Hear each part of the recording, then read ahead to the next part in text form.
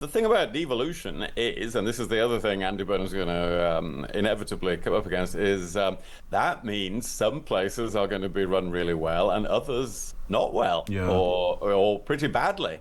And if they end up spending billions of pounds of income tax receipts on top of what they have now, well, then you have to accept that. The theme that we've picked up on throughout the programme this morning, which is the difference between campaigning or being a regional mayor or a politician outside Westminster and the realities of being in office. And we've heard from different guests throughout the programme today on a number of different issues, from taxes to Thames Water and social care, the things that Andy Burnham is going to have to concentrate on if he wants to make things work. William Hague's column today is about the difficulties of Burnham achieving what he wants by devolving the economy. So, how can a Prime Minister avoid being sent off track by events? William, I think we should start with you and the column you've written this morning. It is a bit of a warning for Andy Burnham, isn't it? Yes, because he's got this big idea on devolution, and it might be a very good idea to have many more mayors like he was in Manchester, and to be, the idea is they're a focal point for their area, they can deliver for their area. There is a lot in that. But I'm saying if you're going to do all that, if you're going to transfer all that power and money, then you have to transfer accountability and democracy, and you have to work out who are going to be the local journalists, where are they going to come from, who work out what's going on wrong behind the scenes, who are going to be the other local leaders who hold that mayor to account and question them regularly. So you have to follow through with the logic if you're going to make it work. But he has a bit, as you're describing, a bigger problem than that, which is, this is part of it, which is any new government, any new prime minister, they've got a very short window of time in which to break out of the current problems or be overwhelmed by them. And, you have to do something really big to change the trajectory of everything.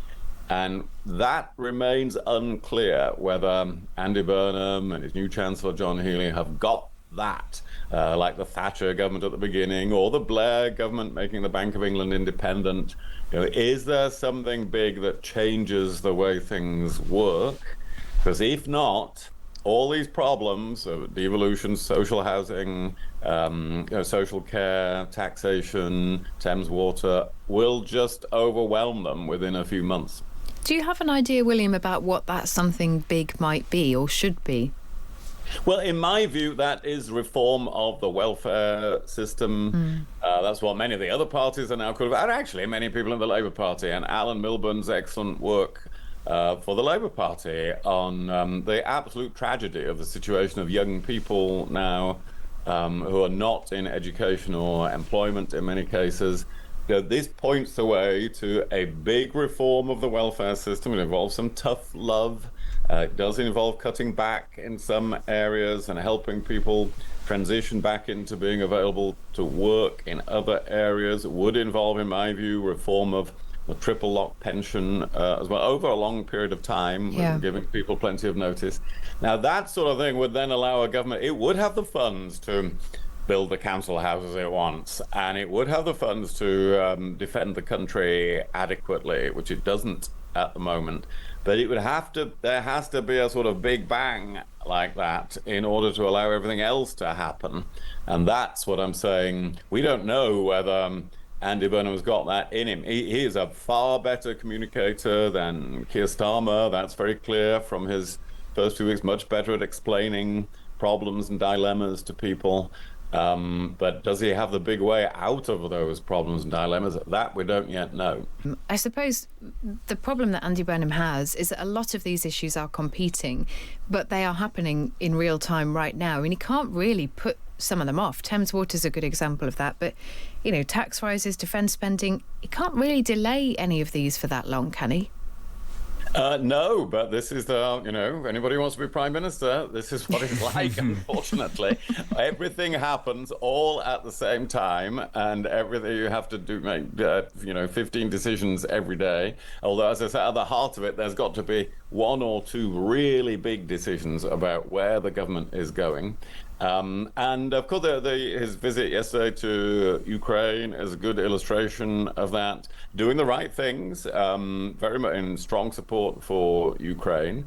But there's absolutely no doubt we need now to build up the defenses of the UK. We're supporting the Ukrainians, but the Russians are threatening us and saying there might be consequences in Britain for the help we're giving to Ukraine. Yeah. So, for that and many other reasons, we need our defenses in place against drones. We need sensors in place. We need to modernize the Air Force and so on.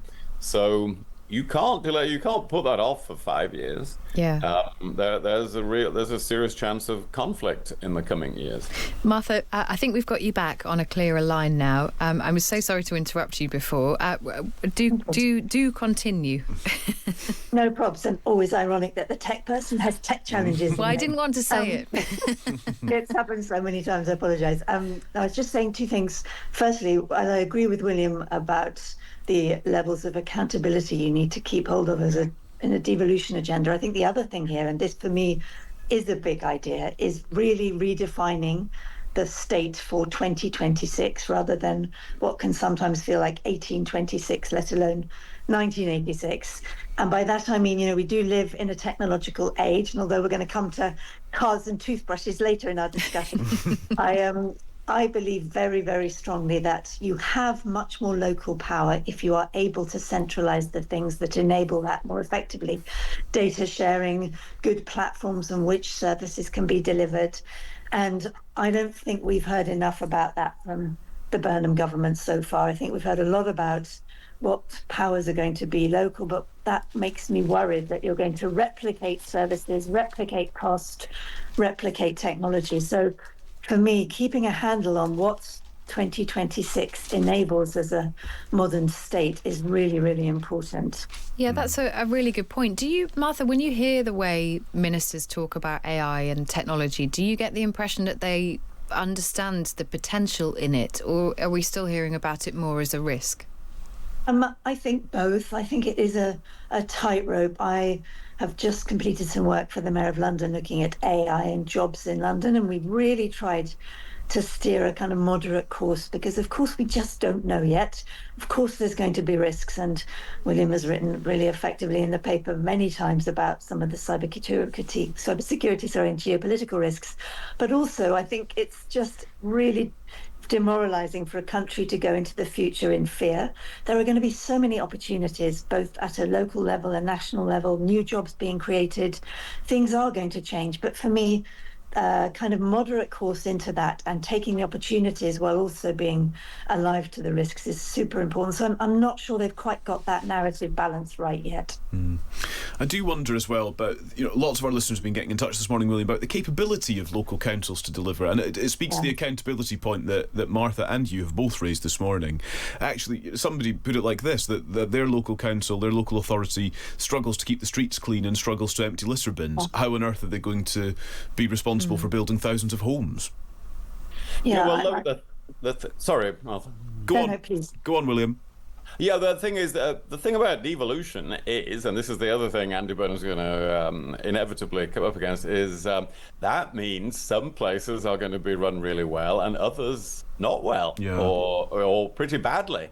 And if they end up spending billions of pounds of income tax receipts on top of what they have now, well, then you have to accept that. Just like we've had devolution now to Scotland and Wales for a quarter of a century. Well, what's happened in Wales, for instance, now the waiting lists are definitely a lot longer than in England. The school performance is a long way behind England. Well, that's the price of you have to accept variation, that some people are going to screw things up. So I think that's again why this accountability is so important, because then local voters have to be able to do something about it, like they've just turned out the government in Wales. But that has to happen all the time across England if we're going to have all this devolution. Yeah. Martha, did you have a thought on that as well? Yeah, I was just going to add to that accountability is fine, but you need to be measuring the right things to be accountable for. So it can't just be outputs, it's got to be outcomes. When we were doing gov.uk and creating that platform for government, the mantra that the team used was the strategy is delivery. And then we focused really hard on what those outcomes should be. So I think you've got to be super clear at a central level that you're not just measuring the kind of new stuff happening, you're also measuring what the outcomes of that new stuff are.